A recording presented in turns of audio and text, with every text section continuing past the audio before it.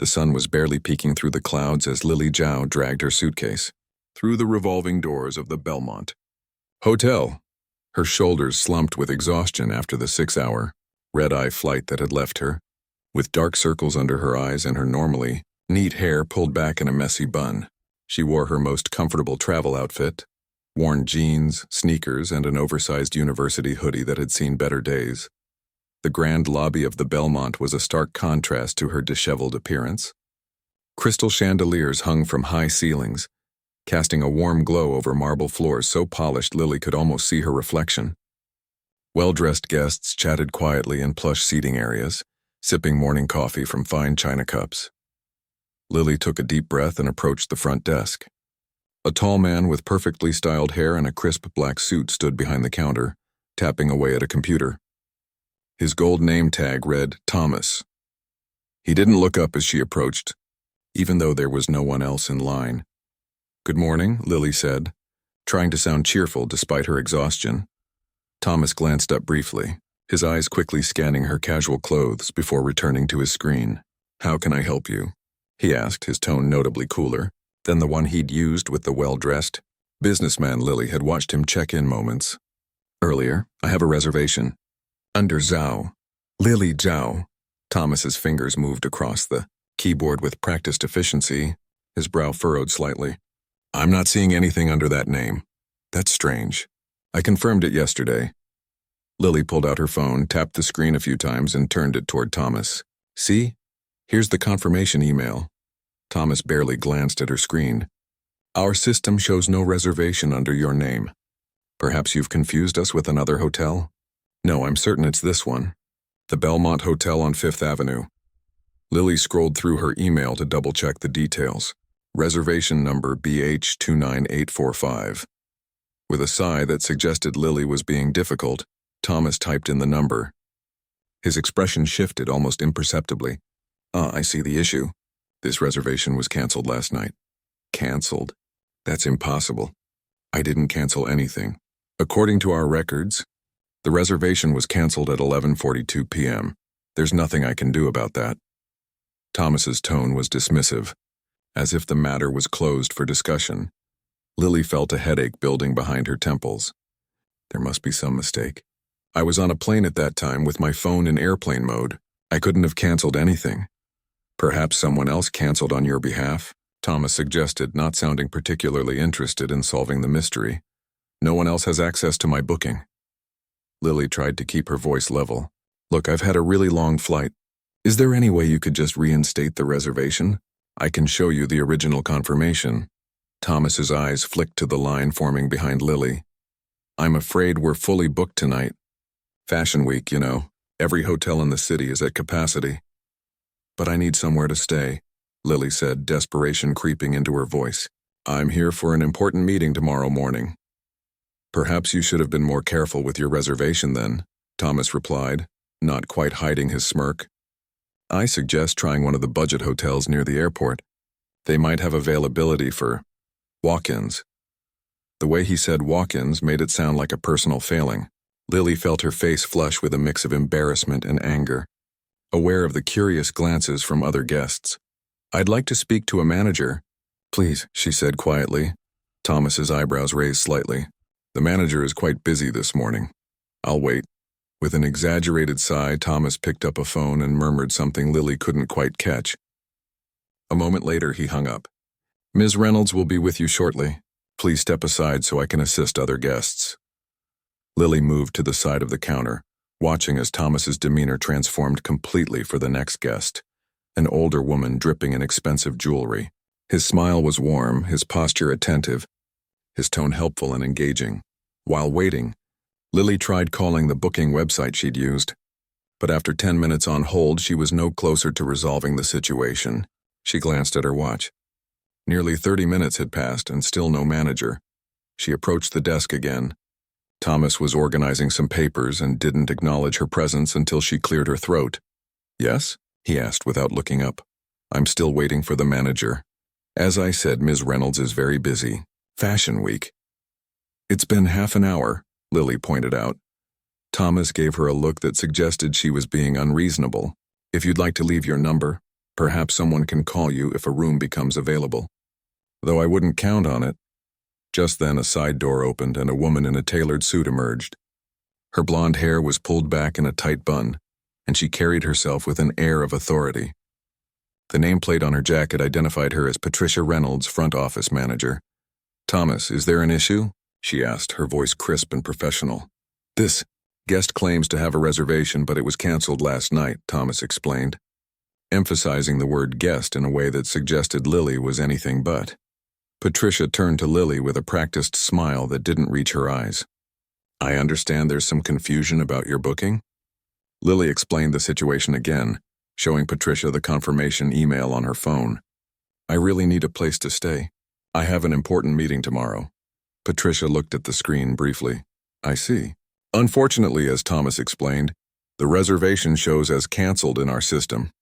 These things happen with third-party booking sites." "But I didn't cancel it," Lily insisted. "Can't you just give me a room?" "Any room?" "I'm afraid that's not possible. We're completely booked." Patricia's tone was final. "Perhaps next time book directly with us to avoid such inconveniences." Lily took a deep breath, fighting back tears of frustration. "Look, I've flown across the country. I'm exhausted. Surely there must be something you can do." Thomas and Patricia exchanged a look that Lily couldn't quite interpret. Then Patricia's smile tightened. "I understand your frustration, but there's nothing we can do about a canceled reservation.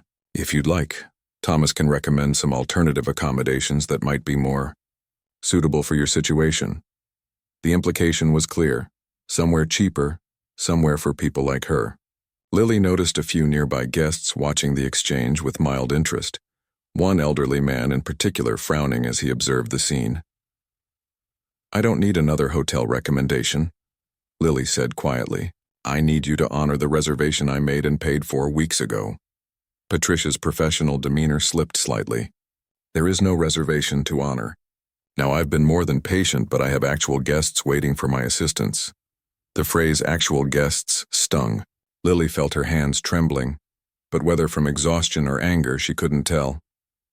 As she stood there, unsure what to do next, she overheard Thomas whispering to another staff member. "Another one trying to scam a free upgrade. As if someone like that could afford the Belmont." That was the final straw.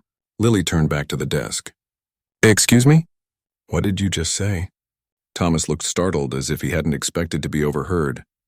Patricia stepped forward quickly. "I think we've said all there is to say.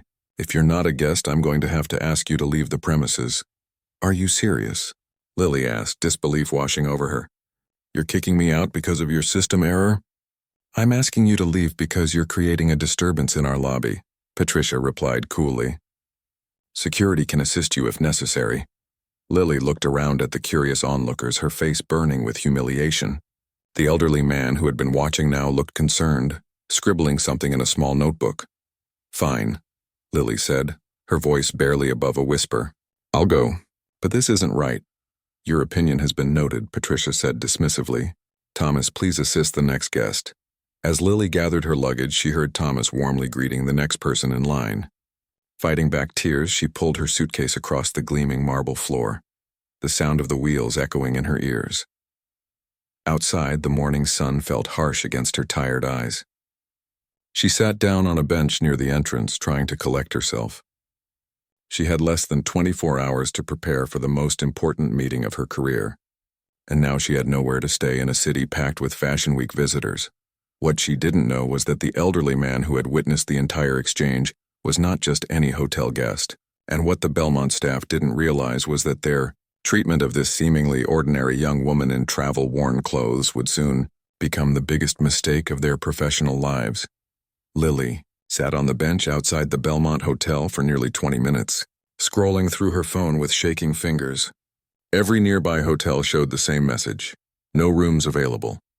Fashion Week had turned the city into an impossible place to find last-minute accommodation. Her phone battery dipped below 15%, another problem she didn't need. Lily dug through her carry-on for her charger when a shadow fell across her. "Excuse me, young lady. Are you all right?" Lily looked up to see the elderly man who had been watching the scene in the lobby. Up close, she noticed his kind eyes behind wire-rimmed glasses and the expensive but understated cut of his suit. "I'm fine," Lily said automatically, though she was anything but. Just trying to find another hotel. The man sat down beside her, moving carefully as if his knees troubled him.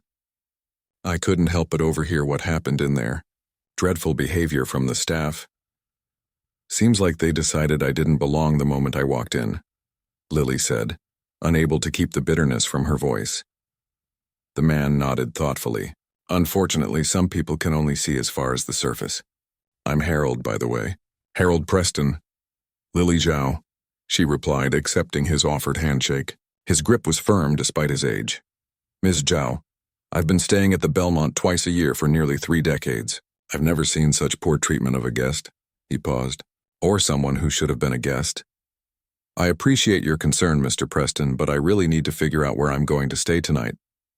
I have an important meeting tomorrow that I can't miss. Harold nodded. Of course. What brings you to the city, if you don't mind my asking? Lily hesitated, then decided there was no harm in telling him. I'm here to present a proposal to the State Environmental Protection Committee. I've been working on a project about industrial waste management in river systems. Harold's eyebrows rose. Fascinating. And important work. He seemed to consider something for a moment, then reached into his jacket pocket and pulled out a business card. I know the manager at the Westbrook Hotel. It's not far from here. If you'd allow me to make a call, I might be able to help. Lily took the card, noting the embossed gold lettering that simply read, Harold Preston, Preston Consulting Group. Something about the name tugged at her memory, but her exhausted brain couldn't place it. That's very kind, but you don't need to go to any trouble. It's no trouble at all, Harold insisted, already taking out his phone. Thomas Jefferson once said, when you reach the end of your rope, tie a knot in it and hang on. I prefer to simply offer a new rope when I can. While Harold made his call, stepping a few paces away to speak privately, Lily's phone buzzed with a message from her father. Just landed. Looking forward to surprising you at your presentation tomorrow. So proud of you. Lily smiled despite her situation. Her father had insisted on flying in to support her, even though his busy schedule meant he could only stay for a day. As a senior state senator, he rarely had time for personal trips, which made this one all the more special. She hadn't told him about her hotel reservation, not wanting him to worry. Now she was glad. The last thing she needed was her father storming into the Belmont to defend her honor. She quickly typed a response, saying nothing about her current predicament. Harold returned, looking pleased. Good news, Mrs. Zhao. My friend at the Westbrook has arranged a room for you. It's not large, but it's clean and quiet. Mr. Preston, I don't know what to say. Thank you. Think nothing of it, Harold said with a wave of his hand. The Westbrook is just 3 blocks east. Tell the front desk Harold Preston sent you. They'll take care of everything. I'll pay you back, Lily insisted, already calculating if her credit card could handle the expense. Absolutely not, Harold said firmly. Consider it my small stand against poor hospitality, though.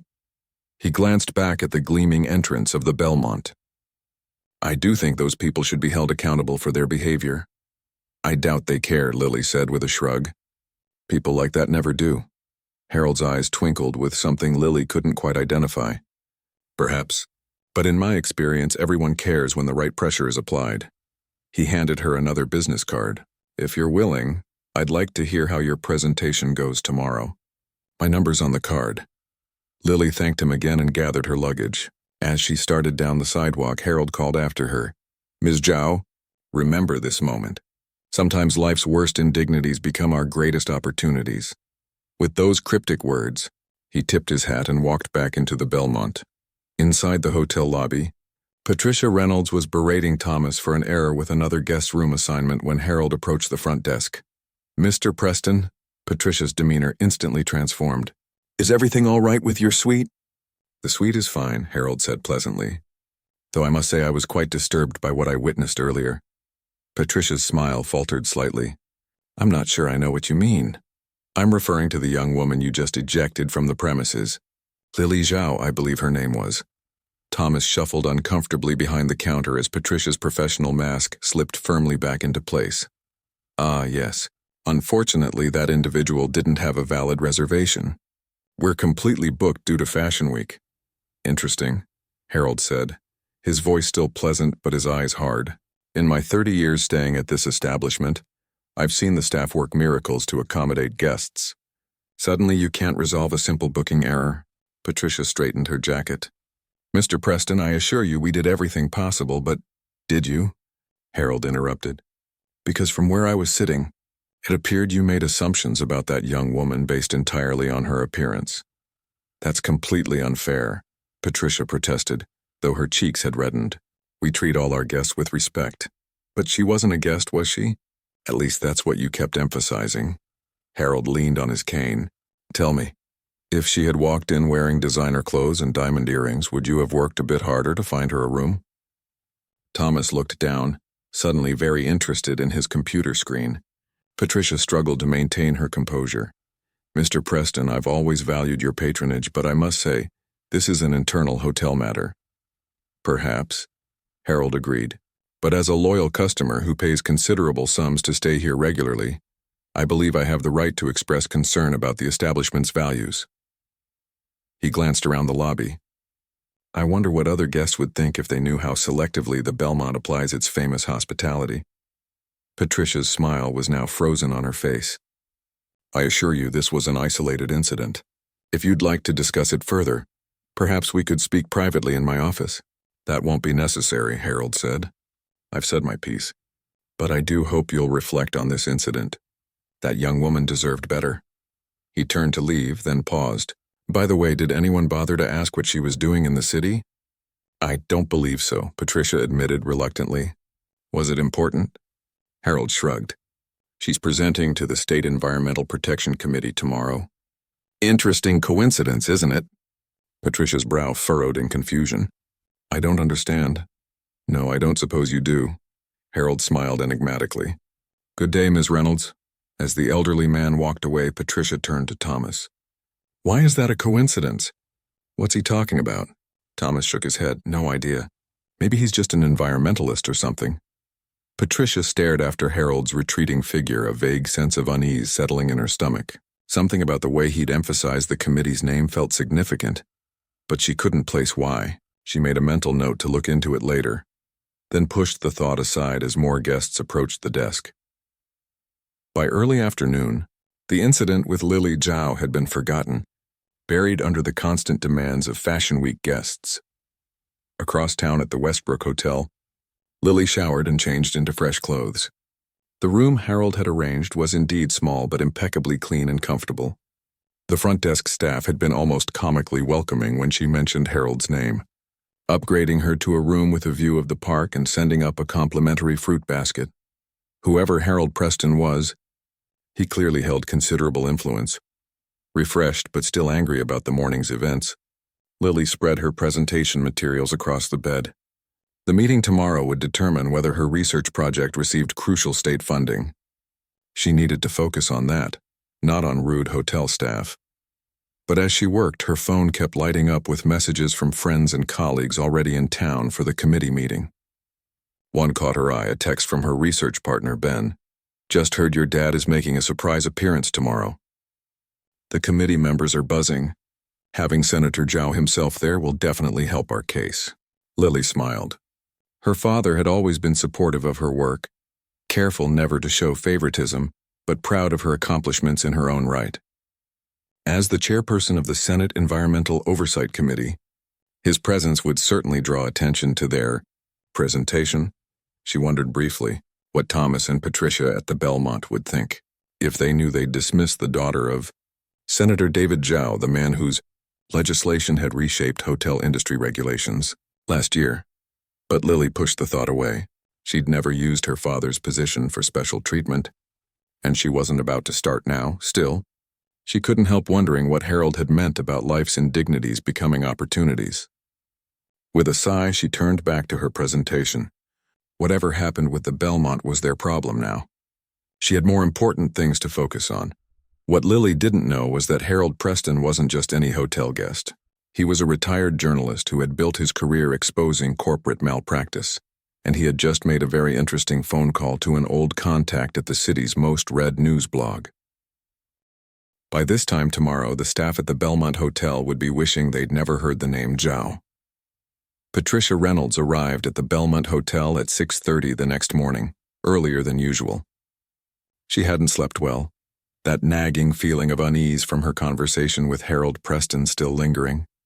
Something about the way he'd mentioned the Environmental Protection Committee had stuck with her, though she couldn't place why. She was checking emails at her desk when her phone rang. The hotel owner's name flashed on the screen. "Mr. Chen, good morning.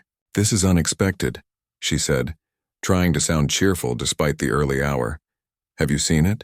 Mr. Chen's voice was tight, controlled in a way that made Patricia's stomach drop. "Seen what, sir?" "The article. It's everywhere. City Herald, Metro Daily, all over social media. Check your email now." Patricia quickly opened her inbox and found a message from Mr. Chen with the subject line "Urgent." She clicked on the link inside and felt the blood drain from her face as she read the headline. Exclusive. Senator's daughter humiliated and ejected from luxury hotel. The article was accompanied by a security camera image showing Lily standing at the front desk, looking exhausted while Thomas smirked and Patricia gestured toward the door. Beneath it was a professional photo of the same young woman in business attire, captioned "Environmental Scientist Lily Zhao, daughter of Senator David Zhao, chair of the Senate Environmental Oversight Committee." Patricia's hand flew to her mouth. "Oh my God." "Keep reading," Mr. Chen said grimly. The article detailed the entire incident, quoting a longtime guest who witnessed the event, describing how Lily was treated with open disdain and elitist contempt, despite having a confirmed reservation. It mentioned that Lily was in town to present research to the State Environmental Protection Committee, a presentation her father, Senator Zhao, would be attending. The Belmont Hotel staff made no attempt to verify Ms. Zhao's identity or resolve what appears to have been a system error, the article continued. Instead, they suggested she find accommodation more suitable to her type at a budget hotel near the airport. Worst of all, the article included quotes from Thomas. Another one trying to scam a free upgrade, as if someone like that could afford the Belmont. "How did they get this?" Patricia whispered, though she already knew. "The security cameras. Harold Preston must have tipped off the press." "Doesn't matter how they got it," Mr. Chen snapped. "What matters is that we just publicly humiliated the daughter of one of the most powerful senators in Congress. The same senator who chairs the committee currently reviewing hotel industry regulations. Do you have any idea how bad this is?" Patricia couldn't speak. The hotel's social media accounts are flooded with comments. "We've had 12 corporate clients call to cancel events. The phone is ringing nonstop with reporters asking for statements." Mr. Chen's voice rose with each sentence. "And Senator Zhao's office has issued a statement." "What? What does it say?" Patricia managed to ask. "See for yourself. It's in the article." Patricia scrolled down, her hands shaking. "While I do not expect special treatment for my family members, I do expect all people to be treated with basic dignity and respect, regardless of their appearance or perceived status. What happened at the Belmont Hotel yesterday reflects a troubling mindset that has no place in our society. As chair of the Senate Environmental Oversight Committee, I have long advocated for corporate responsibility.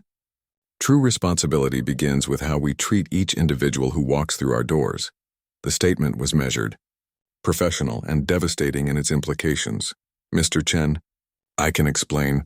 I'll be at the hotel in 30 minutes, he cut her off. "Have Thomas there, and get our PR team on the line, now." The line went dead, leaving Patricia staring at her screen in horror. Across town, Lily was putting the finishing touches on her presentation when her phone exploded with notifications. Texts, calls, emails, dozens of them, many from numbers she didn't recognize. "What on earth?" she murmured, picking up the device. The most recent message was from her father. "Just saw the news. Are you okay? Call me. News? What news?" She opened her browser and gasped. The incident at the Belmont was everywhere, complete with security camera images and quotes. Her social media accounts were flooded with messages of support. 3 news outlets had requested interviews. Lily's face burned with embarrassment, then anger. She hadn't wanted this kind of attention. Her work, her research, that's what should be in the headlines, not this. Her phone rang again. It was Harold. "Mr. Preston," she answered. "Did you know about this?" "Good morning, Ms. Zhao." Harold's voice was calm. "I take it you've seen the articles. Did you do this?" Lily repeated, pacing the hotel room. "I merely shared what I witnessed with an old colleague who happens to be a journalist." "The story did the rest," he paused. "Are you upset?" Lily took a deep breath. I don't know how I feel. I didn't want this kind of attention. I have a presentation in 3 hours that could determine the future of my research project, and now everyone will be talking about this instead. Perhaps, Harold acknowledged. Or perhaps they'll listen more carefully to what you have to say, knowing you're someone who doesn't rely on her father's name or position for special treatment. Lily stopped pacing. How did you know? About my father? I didn't. Not until I made a few calls after we parted. Senator David Zhao has been a prominent voice in environmental legislation for years. Once I heard your name and what you were presenting, it wasn't difficult to connect the dots. So that's why you helped me? Because of who my father is? No, Harold said firmly. I helped you because you were treated unfairly. I made those calls afterward because I suspected there was more to the story. And I was right. Lily sank onto the edge of the bed. What do I do now? You give your presentation exactly as planned. Let your work speak for itself. Harold chuckled softly, and perhaps enjoy watching the Belmont scramble to save its reputation. Despite herself, Lily smiled. I have to go. My father's calling again. Of course. Good luck today, Ms. Zhao. Though I suspect luck has very little to do with your success. By 9 a.m., the Belmont Hotel lobby had transformed into a crisis management center. Mr. Chen, a normally calm and collected man in his 60s, paced back and forth while the public relations team huddled around a laptop, monitoring the situation online. Thomas sat pale-faced on a sofa staring at his hands. He had been suspended pending investigation, his career prospects dimming with each passing minute. Patricia stood by the front desk, fielding angry calls from longtime guests threatening to take their business elsewhere. The latest one had just hung up on her when Mr. Chen approached. The damage control plan? He asked tersely. The head of PR, a woman named Diane, stepped forward. We've drafted a public apology acknowledging the error without admitting liability. We're offering to make a donation to an environmental charity of Ms. Zhao's choice as a goodwill gesture, and we've prepared a statement on our commitment to retraining staff on unconscious bias. Mr. Chen nodded, though he didn't look convinced. And what about Senator Zhao? Have we been able to reach him? His chief of staff says the senator is unavailable until after his daughter's presentation this afternoon, Diane replied. But he's agreed to take our call later today. Too late by then, Mr. Chen muttered. The vote on the new hotel regulations is next week. If he decides to make an example of us, he didn't need to finish the thought. Everyone knew what was at stake. The proposed regulations would significantly impact hotels' operating costs. Senator Zhao's committee had been considering several amendments that would ease the transition for compliant businesses. The Belmont had been counting on those amendments. What about the girl, Ms. Zhao? Mr. Chen asked. Have we reached out to her directly? Patricia cleared her throat. We've tried, sir. She's not taking our calls. Of course she's not, Mr. Chen snapped. Would you? A new wave of commotion at the entrance caught their attention. A group of protesters had gathered outside the hotel, holding signs with slogans like respect for all and end elitist discrimination. News vans lined the street. Mr. Chen's shoulders slumped slightly. Where is she giving her presentation? The State Building on 33rd Street, Diane said. The Environmental Committee meeting starts at noon. He straightened his tie. Patricia, you're coming with me. Sir? We're going to that presentation. We're going to apologize in person, publicly. It's the only way to get ahead of this now. Patricia paled. Mr. Chen, I don't think... That's exactly the problem, he cut her off. You didn't think. None of you did. He looked around at the team. The Belmont has stood for excellence in hospitality for over 70 years. My grandfather built this hotel with the promise that every guest would be treated like royalty. Yesterday, we failed that promise spectacularly. He turned back to Patricia. You have one chance to help fix this. Be ready to leave in 20 minutes. As Mr. Chen walked away, Patricia caught Thomas's eye across the lobby. For the first time, she saw fear there, the same fear she felt herself. Their careers, their reputations, everything they'd worked for hung in the balance because of one terrible judgment call, all because they'd decided Lily Zhao didn't look like she belonged at the Belmont. Across town, Lily stood before a mirror in the Westbrook Hotel, straightening her blazer. In a few hours, she would present her research to some of the most influential people in environmental policy. Her father would be there, and now, thanks to the morning's news, So would a room full of reporters. She thought of Harold Preston's words. Sometimes life's worst indignities become our greatest opportunities. Perhaps he was right. Perhaps this was her chance to ensure her work got the attention it deserved. And perhaps there was a lesson here about judgment and assumptions that went far beyond one bad hotel experience. Lily picked up her presentation folder, took a deep breath, and headed for the door. Whatever happened next, she was ready. The state building lobby buzzed with unusual activity. Environmental committee meetings rarely attracted much attention, but today was different. Journalists huddled in small groups checking their equipment and trading theories. Committee members arrived early, curious about the unexpected media presence. And in a corner, Harold Preston sat quietly observing it all, a small smile playing on his lips. At precisely 11:30, Senator David Zhao entered through a side door, flanked by 2 aides. Tall and distinguished with salt and pepper hair, he carried himself with the quiet confidence of someone accustomed to power, but not defined by it. The room immediately took notice, conversations pausing as heads turned toward him. Harold stood and approached. "Senator Zhao." The senator stopped, recognition flashing across his face. "Harold Preston. It's been a while." "Indeed it has. Not since that pipeline investigation in 2008. They shook hands, the senator's expression warming. "You broke that story wide open. Saved a lot of communities, a lot of grief." He paused, understanding dawning. "I take it you had something to do with this morning's headlines as well?" Harold shrugged modestly. "I simply witnessed something worth reporting. My daughter doesn't like being in the spotlight this way." "No, I gathered that. But sometimes the spotlight finds us whether we want it or not." Harold met the senator's gaze. "She's remarkable, your daughter. Handled herself with real dignity yesterday." "She always does." Pride softened the senator's features. "Though I admit I'm having trouble maintaining the same composure. The way they treated her." He trailed off, jaw tightening. "I understand they'll be making an appearance today," Harold said. The senator raised an eyebrow. "The Belmont people?" "Yes, my office received a call. They're quite eager to speak with me." "I imagine they are. What would you do, Harold, if it were your daughter?" Harold considered this. "I'd listen to what they have to say, then I'd listen to what my daughter wants."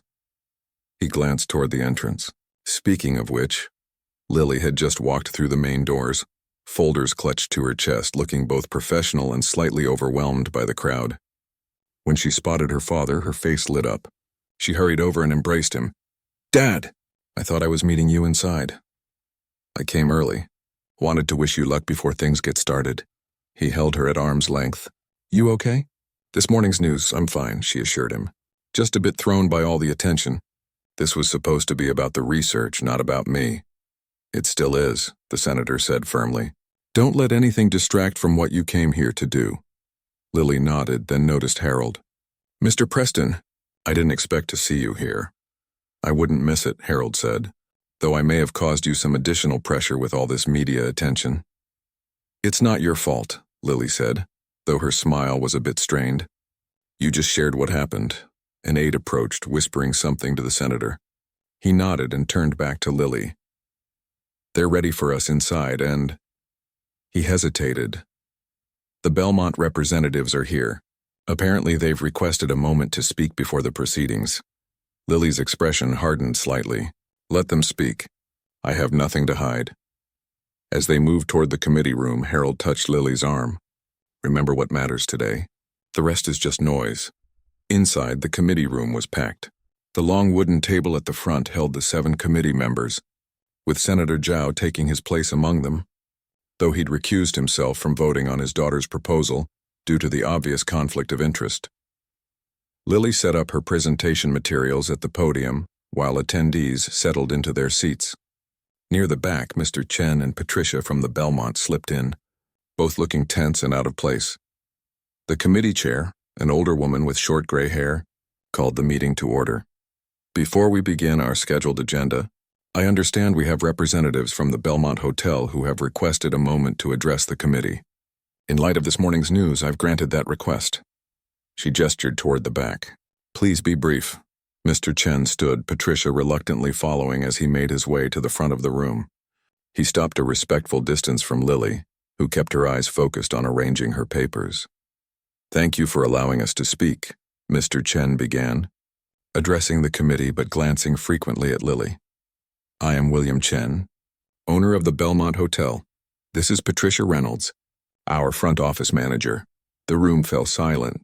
Media representatives leaning forward in their seats. "We are here today to publicly apologize to Ms. Lily Zhao for the inexcusable treatment she received at our establishment yesterday." Mr. Chen's voice was steady, dignified in his humility. "There is no excuse for how our staff behaved. What happened reflects a failure not just of customer service but of basic human decency."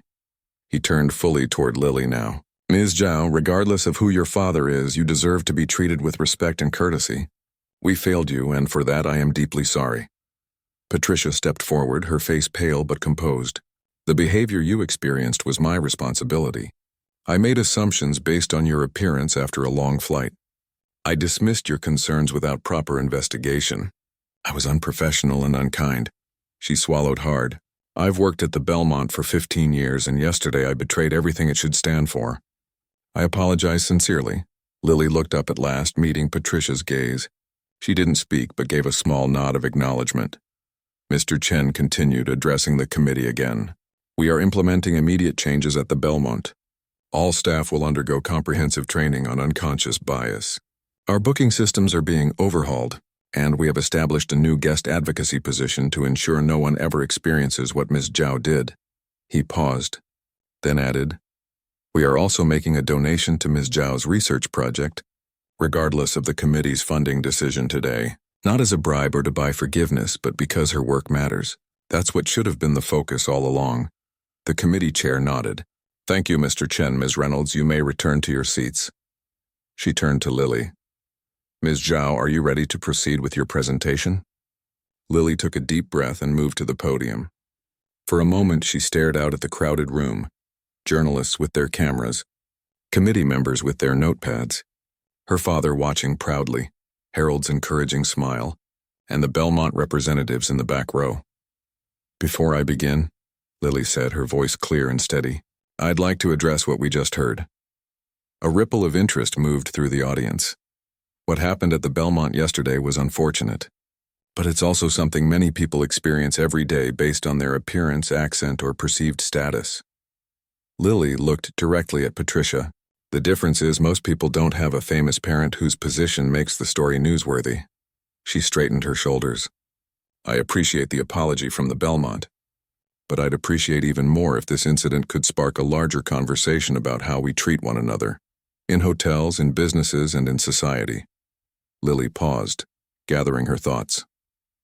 "As for the donation to my research, thank you, but that's not necessary. If you wish to donate, I suggest the River Conservation Alliance instead. They're doing important work that complements the project I'm about to present." She smiled slightly. "Now, if we could redirect our attention to the actual reason we're all here today, I'd like to talk about industrial waste management in our river systems." With that, Lily launched into her presentation, her voice growing stronger and more confident with each slide. The media, initially drawn by scandal, found themselves captivated by her knowledge and passion. Committee members leaned forward, engaged by the clarity of her research and the practicality of her proposals. In the back row, Mr. Chen and Patricia watched in silence. The young woman commanding the room with such poise and intelligence was worlds apart from the disheveled traveler they had dismissed the day before. And yet, she was exactly the same person. The realization sat heavily on them both. Halfway through Lily's presentation, Senator Zhao glanced back and caught Mr. Chen's eye. There was no anger in his look, no threat or promise of retribution, just a father's, pride in his daughter and perhaps a touch of sadness that her achievement was sharing the spotlight with yesterday's indignity. When Lily finished her presentation, the committee room erupted in applause. The questions that followed were thoughtful and substantive, focusing entirely on her research rather than the morning's headlines. She answered each one with clarity and confidence, her earlier nervousness completely gone. As the session wrapped up, committee members gathered around Lily, offering congratulations and further questions. Reporters waited eagerly for a chance to speak with her. In the midst of it all, she looked up and caught sight of Mr. Chen and Patricia, slipping quietly toward the exit. For a brief moment, their eyes met across the crowded room. Lily gave a small, almost imperceptible nod, not quite forgiveness, but an acknowledgement, an understanding that sometimes our worst moments can lead to growth, if we're willing to learn from them.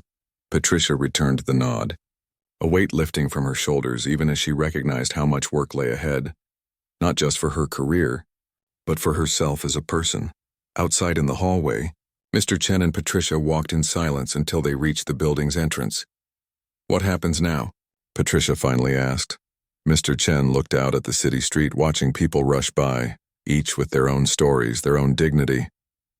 "Now we make sure this never happens again. Not at the Belmont. Not anywhere we have influence." He turned to her with unexpected gentleness. "And we remember that every person who walks through our doors has value, regardless of how they look or who they know." As they stepped outside, reporters swarmed around them, shouting questions. But for perhaps the first time in his career, Mr. Chen had no interest in publicity. He simply raised a hand and said, "No comments today. We're just here to listen and learn." Back inside, surrounded by admirers and well-wishers, Lily caught her father's eye across the room and smiled. Whatever else had happened, her work had been heard. And in the end, that was what truly mattered. 6 months later, Lily stood at the podium in the grand ballroom of the Westbrook Hotel, looking out at a sea of attentive faces. The National Hospitality Industry Conference had chosen her as this year's keynote speaker, an unusual choice given that she wasn't in the hotel business. But then again, her story had become something of a legend in hospitality circles. "Thank you all for that warm welcome," she began, adjusting the microphone. "For those who don't know me, my name is Lily Zhao. I'm an environmental scientist, not a hotel expert. But 6 months ago, an experience at a hotel changed my life in unexpected ways." The audience listened intently. Most knew the basics of what had happened at their Belmont. It had been featured in training programs across the country, but few had heard Lily's perspective directly. "Many of you probably think this is a story about a hotel's mistake," Lily continued, "about staff who failed to recognize a senator's daughter and paid the price." She shook her head. "But that's not what this story is about at all. It's about something much more important. How we see and treat each other, especially when we think no one is watching." From his seat in the front row, Harold Preston nodded approvingly. At 82, he moved more slowly these days, but his mind remained as sharp as ever. Beside him sat Senator Zhao, who had taken a rare day away from his duties to support his daughter. Lily smiled at them both before continuing. "The day after the incident, when I gave my presentation to the Environmental Committee, something unexpected happened. Yes, the hotel representatives apologized publicly, but what really surprised me was what happened next." She took a moment, remembering. 3 days after the presentation, I received an email from Patricia Reynolds, the manager who had asked me to leave the Belmont. She didn't make excuses. Instead, she asked if I would be willing to meet with her and the hotel staff to talk about my experience. Not as a senator's daughter, but as a person who had been misjudged and dismissed based on appearances. In the third row, Patricia shifted in her seat, her cheeks coloring slightly at being mentioned. She wore a different hotel uniform now. The Belmont had redesigned their staff attire as part of their rebranding, and a different expression than the dismissive one she'd worn 6 months ago. Beside her, Mr. Chen listened with quiet attention. "I almost said no," Lily admitted to the audience. "I had my research to focus on. The committee had approved our funding. I wanted to move forward." She paused, but then I remembered something a wise friend told me. "Sometimes life's worst indignities become our greatest opportunities." Harold's eyes crinkled at the corners, pleased that his words had made such an impact, so I said yes, and what was supposed to be a 1-hour meeting turned into a 3-hour conversation that eventually led to something none of us expected: a collaboration. Lily gestured to the screen behind her, where photos appeared showing her with the Belmont staff, sitting in a conference room, all leaning forward in animated discussion. The Belmont Hotel asked me to help develop their staff training program on unconscious bias and equitable treatment. At first, I thought they just wanted good publicity, a way to recover from the scandal. But I quickly realized they were genuinely committed to change. More images appeared on the screen, Lily leading workshops with hotel staff from across the city, Patricia taking notes intently, Mr. Chen addressing a room of hotel managers. Over the next few months, what started as crisis management evolved into a genuine movement within the hospitality industry. The Belmont's new training program became a model that other hotels began to adopt. Patricia Reynolds, who initially made the decision to remove me from the lobby, became one of the program's most passionate advocates. Patricia ducked her head slightly, uncomfortable with the attention yet visibly proud. The truth is, Lily continued, what happened to me that day happens to people everywhere all the time. The only difference is that most incidents don't make headlines. Most people who are judged by their appearance or dismissed because they don't seem important enough don't have famous parents or journalists watching out for them. The room was completely silent now, hundreds of hospitality professionals reflecting on their own practices and experiences. The real success story here isn't about a hotel recovering from bad press. It's about people willing to learn and grow from their mistakes. Lily's voice softened. And it's also about forgiveness and second chances. She looked directly at Patricia now. 6 months ago, if you had told me I'd be working closely with the person who kicked me out of a hotel, I would have thought you were crazy. But Patricia Reynolds has taught me as much about courage and humility as I hope I've taught her about treating people with dignity. Patricia's eyes glistened, and she gave Lily a small, grateful nod. The program we developed together has now been implemented in over 300 hotels nationwide, Lily continued, turning back to the audience. Not because of mandates or regulations, but because the industry recognized it was the right thing to do, and also good for business. She clicked to the next slide, which showed data on guest satisfaction scores and employee retention rates. Hotels that have implemented the full training program have seen a 17% increase in guest satisfaction and a 22% improvement in staff retention. It turns out that when people feel truly seen and respected, everyone benefits. Mr. Chen nodded, knowing these numbers well. The Belmont's occupancy rates had not only recovered but reached new heights in the past few months. What had begun as a potentially business-ending crisis had transformed into an unexpected opportunity. I'm not here today to talk about my research on river systems, though I'm happy to discuss that with anyone who's interested, Lily said with a small smile. I'm here because all of us, every single person in this room, has the power to change someone's day, for better or worse, through our smallest actions. She looked out across the ballroom, making eye contact with as many people as she could. The front desk clerk who takes an extra moment to help a guest struggling with luggage. The manager who listens to a complaint with genuine concern rather than defensiveness. The housekeeper who leaves a kind note for a guest who seems to be having a hard time. These moments matter. They're the true heart of hospitality. Lily glanced down at her notes, then set them aside. The most important lesson I've learned from this experience is that real change doesn't come from public apologies or press releases. It comes from honest self-reflection and a genuine commitment to do better. She smiled at Patricia and Mr. Chen. The team at the Belmont could have issued a standard apology and moved on. Instead, they chose to transform their entire approach to customer service. They chose to learn rather than defend, and that choice has rippled throughout the industry. As Lily concluded her speech and the audience rose in a standing ovation, Harold leaned over to Senator Zhao. "You must be very proud," he said. "Every day," the senator replied, watching his daughter acknowledge the applause with a graceful nod. "Though I had nothing to do with this. She did it all herself." "That's not entirely true," Harold said thoughtfully. "She is very much your daughter." The senator smiled. "Perhaps, but she's also very much her own person." After the speech, a reception was held in one of the Westbrook's smaller event rooms. Lily found herself in the center of a circle of admirers, fielding questions and accepting compliments with modest grace. Across the room, Patricia stood with Mr. Chen, watching. "Sometimes I still can't believe she forgave us," Patricia said quietly. "She did more than forgive," Mr. Chen replied. "She helped us become better." Patricia nodded. "Do you think we would have changed if it hadn't been the senator's daughter? If the press hadn't gotten involved?" Mr. Chen considered this honestly. "Perhaps not as quickly or dramatically, but I'd like to think we would have found our way eventually." "I'm not so sure," Patricia admitted. "I've been in this business 20 years. How many people did I judge unfairly before Lily? How many did I make feel unwelcome or unworthy?" She shook her head. "I'll never know." That's why the work continues, Mr. Chen said gently. Not just at the Belmont, but everywhere.